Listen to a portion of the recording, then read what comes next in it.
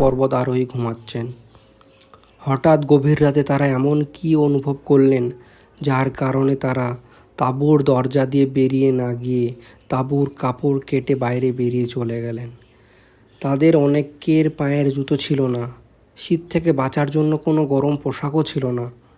কয়েক সপ্তাহ পর যখন উদ্ধারকারীরা সেখানে পৌঁছলেন, তারা এমন একটা দৃশ্য দেখতে পেলেন যা আজও পৃথিবীর একটা অন্যতম রহস্য হয়ে গেছে।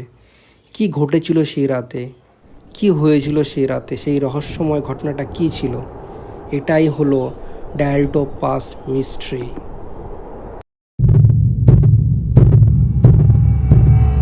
সালটা ছিল 1959। সোভিয়েত ইউনিয়নের উরাল পর্বতমালায় একটি সিকিং এক্সপিডিশন শুরু হয়েছিল একদল তরুণ অভিযাত্রীর। দলের নেতা ছিলেন ল্যাগর ড্যাটলফ। দলে মোট 10 জন ছিলেন। তারা সবাই শীতকালীন পাহাড়ি অভিযানের জন্য প্রশিক্ষিত ছিলেন।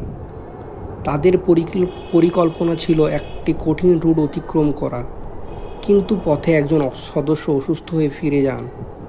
শেষ পর্যন্ত পাহাড়ের দিকে এগিয়ে যান মাত্র 9 জন। তখন কেউ জানতো না এই 9 জনের মধ্যে আর কেউ কোনোদিন যুদ্ধে ফিরে আসবেন না। এটাই হবে তাদের শেষ যাত্রা।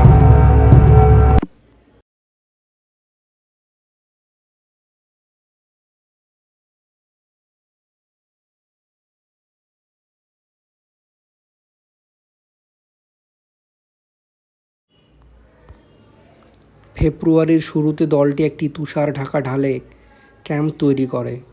তারা নিজেদের তাঁবু স্থাপন করে বরফের একটা ঢালের মধ্যে।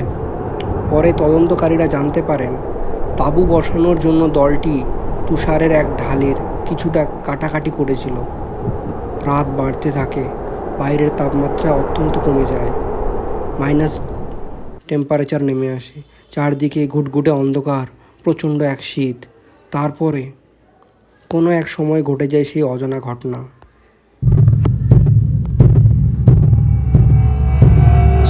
অর্থাৎ কেন তারা এই পরিস্থিতির মুখে পড়েছিলেন, কেন তারা কিছু সময় পাননি, তারা কেন ঘরের তাঁবুর ভিতরের দরজা দিয়ে না বেরিয়ে তাঁবুর কাপড় কেটে বাইরে বেরিয়েছিলেন। সবচেয়ে বড় প্রশ্ন ছিল এটাই। কি এমন ঘটেছিল সেই রাতে? কি এমন ঘটেছিল যে তারা প্রচণ্ড ঠান্ডার মধ্যেও গরম পোশাক না নিয়ে বাইরে বেরিয়ে গিয়েছিলেন? তারা কি কোনো বিপদের হাত থেকে পালিয়ে গেছিলেন বা বিপদের আশঙ্কা মনে করেছিলেন, নাকি তারা ভেবেছিলেন তাঁবুর ভিতরে থাকাটা বেশি বিপজ্জনক?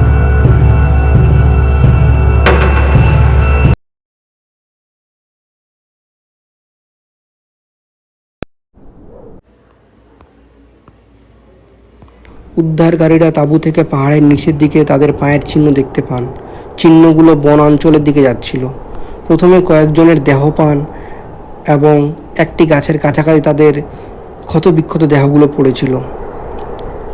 কারো কারো দেহ অনেক বরফের নিচে চাপা পড়েছিল।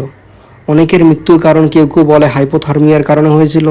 প্রচণ্ড ঠান্ডায় শরীরের তাপমাত্রা বিপজ্জনকভাবে কমে যায়, কিন্তু কয়েকজনের শরীরে গুরুতর আঘাত এর চিহ্ন পাওয়া যায়। এখান থেকেই রহস্য আরও গভীর দিকে চলে যায়।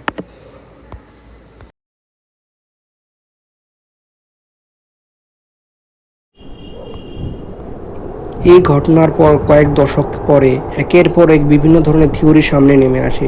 কেউ বলেন স্থানীয় মানুষ তাদের উপর আক্রমণ করেছিল, কেউ বা বলেন সোভিয়েত সামরিক বাহিনীর গোপন কোনো পরীক্ষা চলছিল, আবার কেউ বলেন আকাশে অদ্ভুত কোনো আলো দেখা গিয়েছিল, তাই ইউএফওর ভূমিকাও থাকতে পারে। আর এই কিছু থিওরি আরও অদ্ভুত।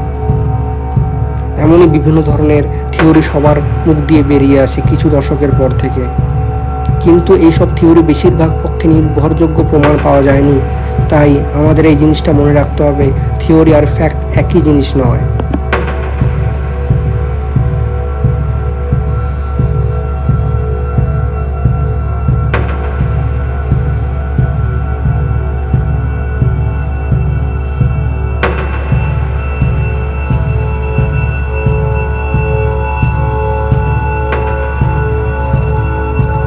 তাহলে তারা কেন পালালো?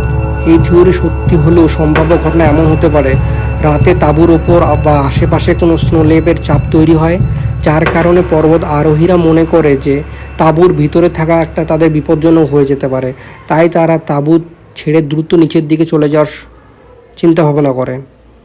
সমস্যা হলো বাইরে তখন ছিল প্রচণ্ড ঠান্ডা, তারা পর্যাপ্ত পরিমাণে পোশাক ও জুতোও নিতে পারেননি। তারা গাছের কাছে শেল্টার তৈরি করার চেষ্টা করতে পারতেন, কিন্তু শেষ পর্যন্ত এক্সট্রিম কোল্ড এবং ইনজুরিসের কারণে পরিস্থিতি নিয়ন্ত্রণের বাইরে চলে যায়। তাই 2020 সালের রাশিয়ার প্রসিডিওরস জেনারেলস অফিস অ্যাভেলেন্সের পরবর্তী এক্সট্রিম কন্ডিশনকে সম্ভাব্য কারণ হিসাবে ঘোষণা করা হয়, এবং কিন্তু রহস্য পুরোপুরি সমাধান হয়নি। এখানেই আসল প্রশ্ন। এইরকম আরও কিছু মিস্টিরিয়াস কেস, কোনো কিছু বিষয়ে জানতে গেলে এই মিস্টিরিয়াস আনকভার্ড বাংলা ইউটিউব চ্যানেলটি সাবস্ক্রাইব করুন। ধন্যবাদ।